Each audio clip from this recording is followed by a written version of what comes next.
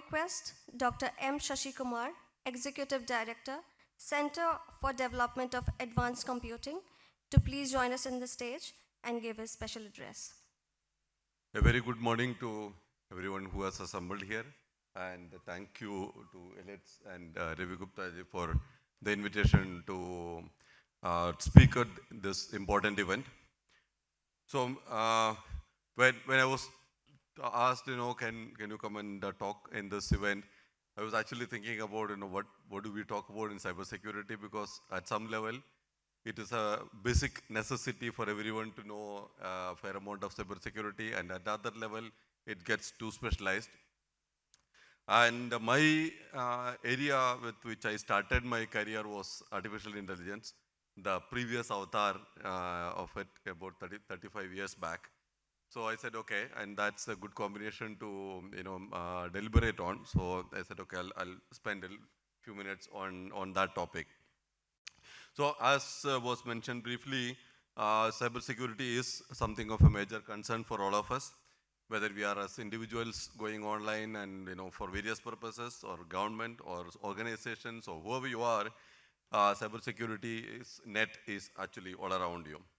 And the high thrust of towards digitalization that has been happening over the last few years, coupled with, I would say, inadequate attention to security, because we are more interested in getting the application up and running with all the glory, that we actually don't attend too much on the security aspects of these applications in many cases.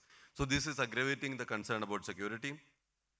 And maybe over the last 20 years or so, because I remember about 2 decades back, on the grand challenges of engineering, secure cyberspace was considered as an engineering grand challenge 20 years back. And I think it continues to be, maybe in a more far worse situation than what it was at that time, because the risks are become much higher. So whatever our problems are, particularly in the area of technology, everybody points finger to one or a two-letter word to solve them, that is artificial intelligence. So whatever it is, whether it's healthcare, e-commerce, education, whatever it is, you say, bring AI, and things will kind of magically solve. And AI has not been a new player in the area of cybersecurity, because a lot of work has been happening in the intrusion detection, malware characterization, spam filters, fraud detection. So these have been very well exploited using AI. So I'm going to talk a little on the cautioning side of AI. And so, as I said, AI is possibly the hottest thing on the planet at this time. And today, when you refer to AI, it basically means the statistic-driven or data-driven AI. So when I started my career with AI, that was 1980s, we were more looking at the symbolic AI. So, and we had groups like NEETs and Scruffies and all that, was looking at more formal methods of AI versus slightly ad hoc and informal ways of doing AI. But a statistical model was far in the horizon, because there was not enough data, there was not enough technology that was available at that time. Neural networks were still in the experimental mode. Computation was too expensive. Computers were far more primitive in those days. So today, we have gone full around, and now all of AI is today all statistical. But at what cost? So the old AI, the interesting thing was, you can open up the AI box and see the knowledge inside. So there were rules, there were frames, there were semantic networks, there were logical structures. So you could open up and say, oh, these were the rules which was used to, to drive the system. Or when the system comes up with a conclusion, to say, oh, okay, so these are the rules which you use to derive this conclusion. Maybe that rule is not adequately representative, so let's change the rule. So it was relatively easier to go into so it's like peeking into somebody's brain and saying, okay, I think that's the part which is causing a problem, let me fix it. So it was easier to read, it was easier to check for sanity, fix problems if you want. And of course, as time went, the number of rules, the complexity of these also increased, and there were more challenges because it was a large space to evaluate. But the new AI is largely has invisible knowledge, right? So they are huge neural network, And we have maybe millions of connections with some numbers, 0.3, 0.357, whatever that is letting there, which means nothing to any of us. So these are, the knowledge is hidden in a large collection of numbers. The knowledge is holographic and distributed. So we can't say that this two weights actually represents anything. It's a holographic representation. So it's hard to know what is going on, except for the outcome. And many cases, we are okay with the outcome. If you find that, this is a flower, or this is a landscape, or this is this kind of image, we are okay with it because we look at it and say, yeah, it is indeed so, and we are happy with it. But in many areas, this is not adequate. So if your system comes and says, I think there is a risk of attack, please shut down the whole system. Would you do it?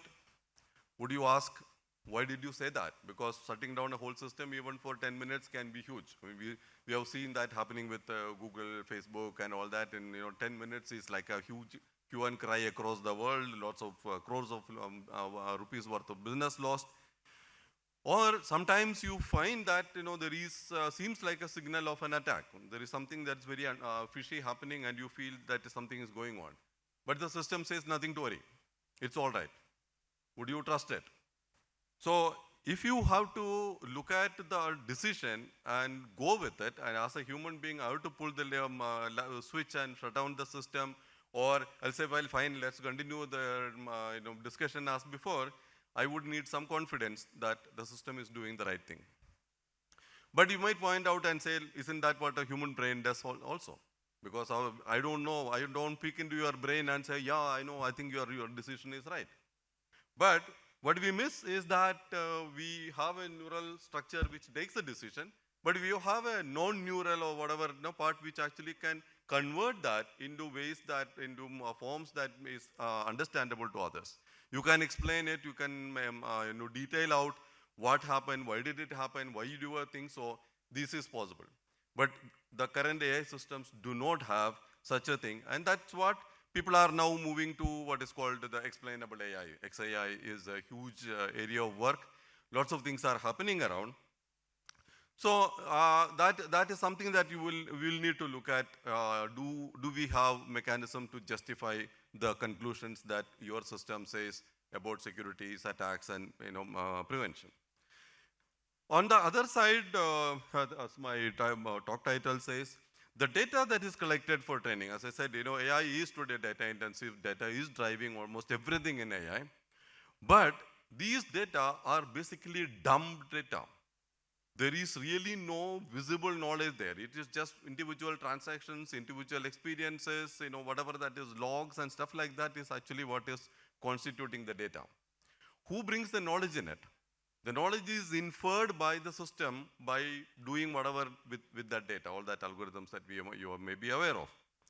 So the quantity and quality of data has been talked about widely. I don't have to go into it, and those of you looking at AI will certainly know about it. But there is also one more aspect, the trustability of AI. How sure are you that the data that is driving your security systems is safe or is secure? Okay, so this trustability of data is becoming an important character because it is the data that is driving your system engines. If this data has been compromised, if somebody inserts an extra record, so somebody tampers with the records, you can actually get completely messy output, and you would still want to believe it because you have already tested the system and you think the system is safe. But the system gets adapted with the changes in data, and therefore this attention to data becomes very important.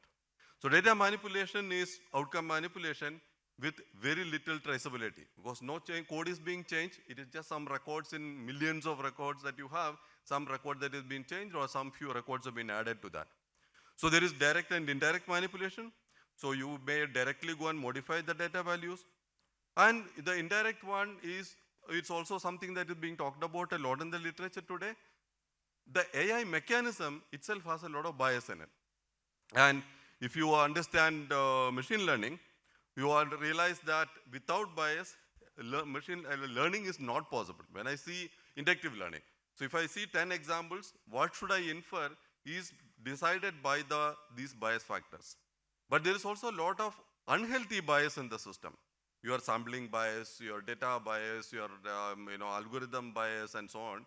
That's also a lot of talk about these things today, and that is something that might actually affect your decisions quite badly. Right? So the bias coming in indirectly to manipulate your data, and direct manipulation which may be done by your adversary or accidentally or otherwise. So this is a field called model poisoning, and so your model that on which you are relying on may have been poisoned for whatever with whatever channels. So as you might have heard the story of somebody wanting to cross a river, and you ask the fellow who's there and said, is this safe to cross? He said, yeah, this is the average depth is about 4 feet. So what does average mean? It is 0 at the shore and 10 feet in the middle. The average is 4, so you think it is safe to walk. So a parameter like this is valuable only when you understand the limits, you understand the nature of the data.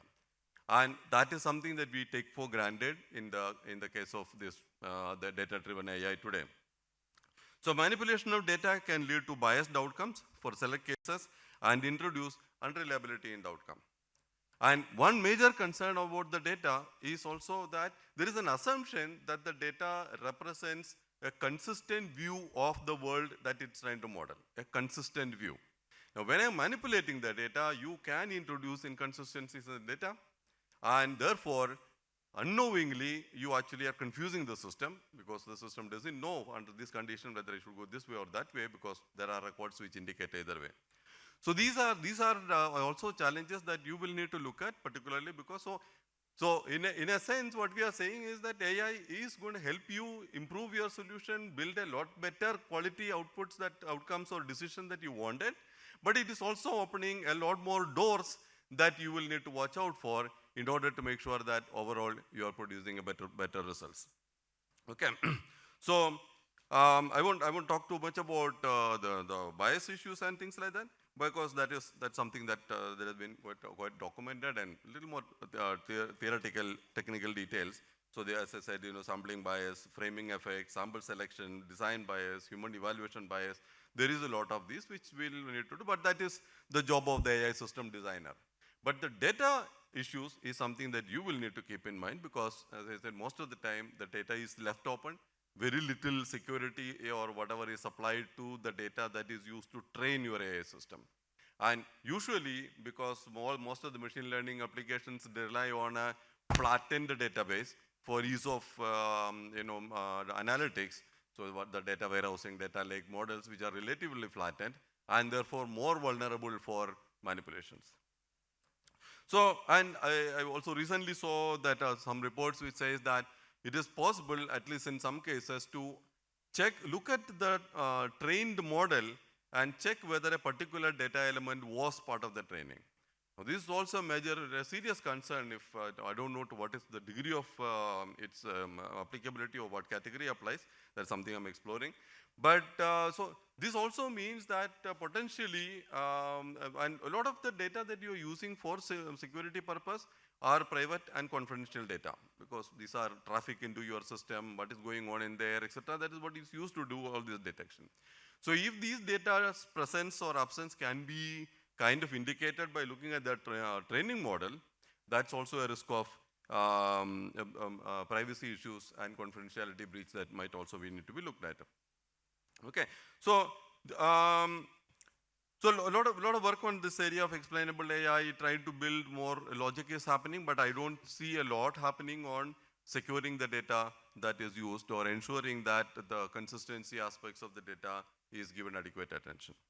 So AI brings unheard of capabilities to your table as security people, as well as in many other areas that we saw about health and education and all that. But remember that these capabilities are also available to your adversaries. And usually the adversaries are smarter and quicker to adopt the technologies in whatever ways than all of us law-abiding, nice people.